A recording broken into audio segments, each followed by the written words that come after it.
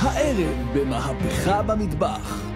שף אסף גרנית שראה כבר הכל מתייצב מול האתגר הגדול בחייו. מסעדת המרפסת בבת ים.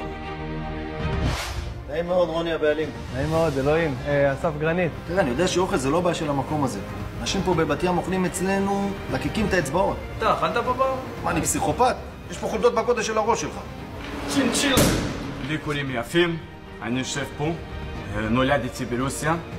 עד גיל שנה הייתי תינוק. חשבתי מסעדה זה עסק רווחי. בינתיים אני מופסד פה $40 מיליון ב3 חודשים. הוא התעקש על דברים שאין בתפריט.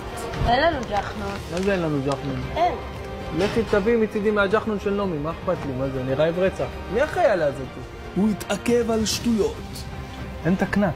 הוא יחפש אותם בקטנות. סר קורקום? הוא יגזים בתגובות. פחד.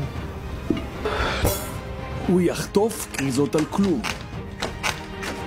למה אין פה דחוף על הדלת? מה, אני באתי לשחק כל היום פה עם הדלת? מה, אני עובד אצלך? למה מלחיות פה באנגלית? מי אחראי פה? מי אחראי פה?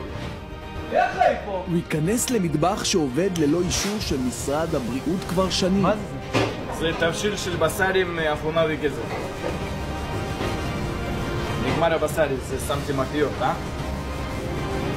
אבל זה דליקטס. הופ. זה צ'יפסר, לא עובד. זה הגריל, לא עובד. זה גם חנות, שתיים, לא עובד. כל החנות רעבה פה לא עובד. שום דבר לא עובד. אז איך אתם מחממים פה אוכל? הוא יתנסה על הטבח וישאל שאלות מלחיצות. למדת פעם במטבח? ולמדת פעם בישול? קראת תפסם בבדי השיפות? אכלת פעם טוס נקניק? חברת לעונה השנייה של פרגו? אז מה אתה עושה פה? מי אחראי פה? זה כפול לגמרי! תתבייש לך!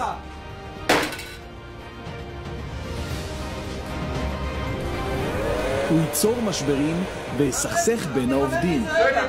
מה ביקשתי ממך? למה אתה מדבר? זה מפה! וואו, מה זה הרעש הזה? מה קרה? מה קרה לך בעין? ביקשתי ממנו שיחיים לי את האור, אז דפק לי בוקסליים. זה מפה כבר! וואו, תירגע. מה זה? תוריד את הסכין.